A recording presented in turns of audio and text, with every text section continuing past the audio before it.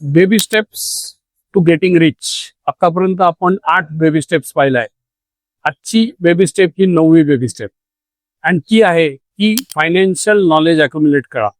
Random tips वरनं गुंतवणूक करायला जाऊ नका, कारण शॉर्टकट मारून कोणीही श्रीमंत झालेलं नाही.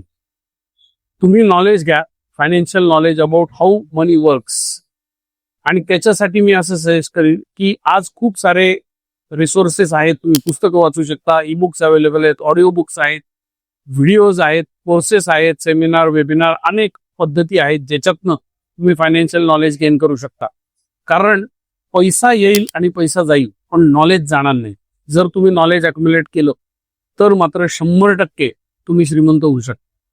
मी माझ्या लाईफमध्ये भरपूर नॉलेज अक्युम्युलेट केलंय. मला वाचनाची फार सवय आहे.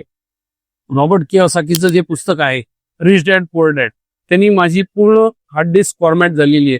मी ते पुस्तक 450 वेळापेक्षा जास्त वेळा वाचलंय आणि रॉबर्ट कियोसाकीकडनं मी पर्सनल ट्रेनिंग घेतलेलं आहे आणि मी अजूनही ते पुस्तक वाचतो.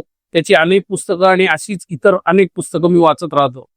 ऑन अन एव्हरेज मी दिवसाला 1.5 ते 2 तास वाचन करतो किंवा कुठलं तरी नॉलेज ग्रहण करतो. कारण मला हे माहिती आहे की the money I have in my pocket is a direct consequence of the knowledge that I have. तुम्ही लकी असू शकत नाही, अनेकदा लक फसवतं, पण तुम्ही जर नॉलेज घेतलं तर तुम्हाला पैसा हा नेहमी तुमच्या साईडनी ठेवता येईल. त्यामुळे नॉलेजच्या मागे लागा आणि पैशाला विसरून जा.